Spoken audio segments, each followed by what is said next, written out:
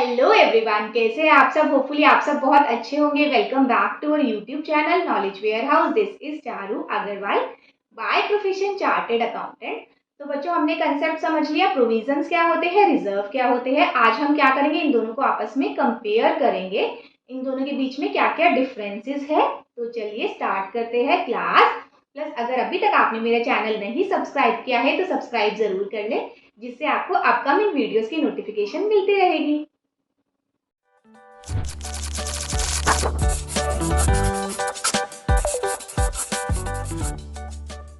जैसे हमारा appropriation of profit है रिजर्व, और ये it is a charge on profit. वही मैंने आपको बताया कि जो प्रोविजन होता है, जैसे हमारा जो पीएनएल बना हुआ है, प्रोविजन जो होता है वो नेट प्रॉफिट निकलने से पहले ही हो जाता है। और तो इसलिए क्या है, ये चार्ज है, ये चार्ज है प्रॉफिट पे चार्ज है। It is a charge on profit, ठीक है। It is a charge on profit, क्योंकि ये जो है हमारा प्रॉफिट निकलने से पहले ही हो जाता है। और जो हमारा रिजर्व है, रिजर्व क्या है, एप्रोप्रिएशन ऑफ प्रॉफिट है, मतलब डिस्ट्रीब्यूशन है प्रॉफिट का। ये जो मेरा प्रॉफिट निकलेगा, इसके बाद एक हिस्सा हम जो होता है वो रिजर्व का रखते हैं। क्लियर। ये क्या बोलता है, रिजर्व क्या बोलता है, अगर प्रॉफिट होगा तभी रिजर्व मेंटेन होगा। प्रोविजन क्या बोलता है, चाहे प्रॉफिट हो या ना हो, it doesn't matter for me, मेरे को प्रोविजन मेंटेन करना है तो करना ही पड़ेगा।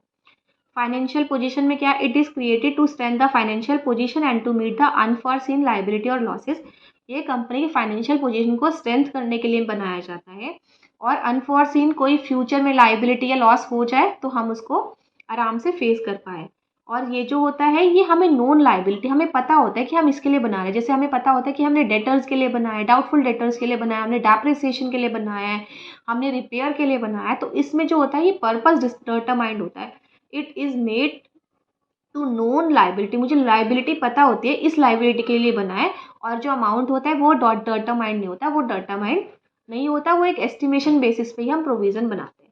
बच्चों ये क्या है, चार्ज क्या है, it is debited to the profit and loss appropriation account. मैंने आपको बताया था कि जो हम नेट प्रॉफिट निकल जाता है उसके बाद हम क्या बनाते हैं बच्चों, profit and loss appropriation account. देखो मैंने यहाँ पर आपको बताया है, जब हमारा प्रॉफिट एंड लॉस निकल जाता है उसके बाद हमारा बनता है profit and loss appropriation account, उसको हम डिस्ट्रीब्यूशन भी बोलते हैं। और जो नेट प्रॉफिट है यहाँ पर उठ के नेट प्रॉफिट की जगह चला जाता है, और फिर हमारा जो नेट प्रॉफिट है वो डिवाइड होता है, कैसे कैसे हमें किस किस जगह उसको लगाना है।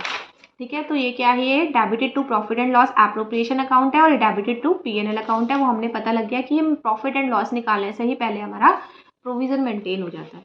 इन्वेस्टमेंट क्या है, it is invested may be the outside the business. मैंने अभी आपको बताया था, अगर हम रिजर्व को इन्वेस्ट करते हैं कहीं सिक्योरिटीज में तो हम उसको क्या बोलते हैं कि मेरा रिजर्व फंड है। और ये इन्वेस्टेड नहीं होता, प्रोविजन प्रोविजन कहीं भी इन्वेस्ट नहीं होता, रिजर्व को हम इन्वेस्ट कर देते हैं कहीं ना कहीं। डिस्ट्रीब्यूशन क्या है, unutilise part can be distributed as a dividend, it reduces divisible. बच्चों नेक्स्ट मेरा क्या है, distribution, unutilise part can be distributed as a dividend. जो बच गया ना पार्ट, मतलब जो रिजर्व का पार्ट बचा हुआ है, जो यूज नहीं हुआ किसी भी चीज में, तो हम उसको डिविडेंड की तरह भी बांट सकते हैं। लेकिन जो प्रोविजन है, प्रोविजन डिस्ट्रीब्यूशन या डिविडेंड को बांटने के लिए यूज नहीं होता, और क्योंकि ये नेट प्रॉफिट को रिड्यूस कर देता है। क्लियर। मतलब रिजर्व के पैसों से, जो रिजर्व का हमारा जो गुल्लक है उससे हम डिविडेंड भी बांट सकते हैं, लेकिन प्रोविजन से हम डिविडेंड नहीं बांट सकते। वो क्यों बांटेंगे, क्योंकि वो तो हमने बेसिकली स्पेसिफिक पर्पस के लिए रखा हुआ है, कि हमारा डेप्रिसिएशन के लिए रखा हुआ है, कि हमें फ्यूचर में एसेट्स खरीदने होंगे तो उसके लिए रखा हुआ है, या फिर हमने डेटर्स के लिए रखा हुआ है। क्लियर। ये क्या है बच्चों, प्रूडेंस। प्रूडेंस क्या बोलता है कि वही हमें, मुझे लॉसेस जो है, जो मुझे ऐसा लगता है कि मेरे को फ्यूचर में लॉसेस होंगे वो मैं लेकर कंसिडर करके चलती हूँ, और जो मुझे नहीं लगता कि नहीं होंगे वो मैं हटा के चलती हूँ। तो क्या है, it is created as a matter of prudence out of profit due to legal requirement. और ये दोनों चीज से होता है बच्चा, फ्यूचर में मतलब मेरी एक्सपेक्टेड लाइबिलिटी को मुझे कंसिडर करना है उसकी वजह से भी, और लीगल भी रिक्वायरमेंट है मेरी, मेरे को कंपनीज एक्ट वगैरह ने बोल रखा है, वो आगे जाके आप पढ़ोगे। कंपनीज एक्ट में भी लीगल रिक्वायरमेंट है कि हमें रिजर्व जो है वो फॉर्म करना ही करना पड़ेगा। और ये बच्चों क्या है, प्रूडेंस वाला। बच्चों प्रोविजन क्या बोलता है, प्रोविजन में क्या है, प्रोविजन में ये बोलता है कि अकाउंटिंग प्रिंसिपल प्रूडेंस की वजह से हम बनाते हैं प्रोविजन, कि हम फ्यूचर में अपना जो लॉसेस है उसको कवर कर पाए। प्रेजेंटेशन क्या है बच्चों, प्रेजेंटेशन कैसे की जाती है, जो हमारा जो रिजर्व है वो कैसे प्रेजेंटेबल होता है। लाइबिलिटी में बच्चों मेरा क्या आता है, यहाँ पर शेयर होल्डर्स फंड आता है। शेयर होल्डर फंड में बच्चों मेरा आता है reserve and surplus. Reserve and surplus में बच्चों मेरा यहाँ पर शो होता है ये जनरल रिजर्व के नाम से। क्लियर? वो आगे आप आगे वाली क्लासेस में आप समझोगे। यहाँ पर आप बस इतना ही ध्यान दो कि लाइबिलिटी की साइड आता है, लाइबिलिटी की साइड में हमारा जो शेयर होल्डर फंड में आता है, शेयर होल्डर फंड में हमारा रिजर्व एंड सरप्लस के अंदर जनरल रिजर्व के नाम से आता है ये हमारा रिजर्व। ठीक है?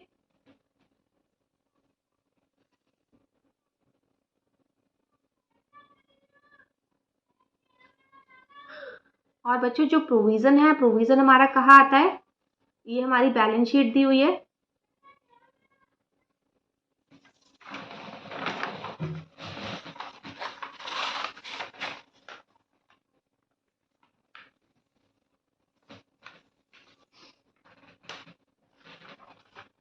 तो बच्चों इसकी प्रेजेंटेशन कैसे करते हैं? ये हमारी बैलेंस शीट है।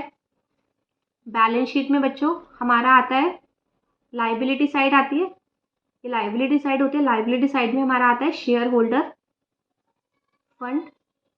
शेयर होल्डर फंड में बच्चों मेरा आता है रिजर्व एंड सरप्लस।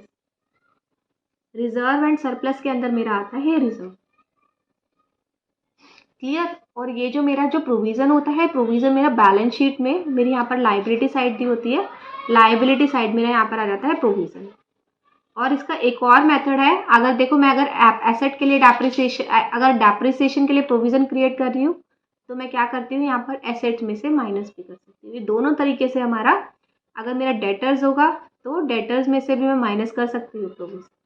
क्लियर? तो दोनों ही मेथड है शो करने के, या तो मैं लाइबिलिटी साइड कर लूँ या मैं एसेट साइड कर लूँ। क्लियर? तो हम पढ़ते हैं अब क्या है प्रेजेंटेशन, क्या है? A reserve is shown on the liability side of the balance sheet under the head reserve and surplus, और it is shown either as a liability under the head current liability or deduction from the assets, जो मैंने आपको बताया assets में से deduct.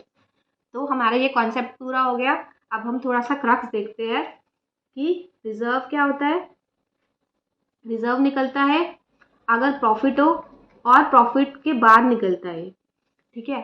और provision कब निकलता है बच्चों? प्रॉफिट हो या ना हो उसको कोई मैटर नहीं करता, वो अपना P&L अकाउंट में प्रॉफिट निकलने से पहले ही हम अपना एक्सपेंस की तरह उसको मान लेते हैं। ठीक है? ये प्रोविजन जो होता है, ये हमारी लाइबिलिटी तो पता होती है हमें, लेकिन अमाउंट नहीं पता होता। ठीक है? और इसमें तो हमें रिजर्व में तो ना मुझे लाइबिलिटी पता होती, ना मुझे अमाउंट पता होता। क्लियर? मेन डिफरेंस यही है। ये अपना P&L अकाउंट में आता है, ये हमारा P&L एप्रोप्रिएशन अकाउंट में आता है। क्लियर? तो अगर आपको स्क्रीनशॉट लेना है इसका तो स्क्रीनशॉट ले लो।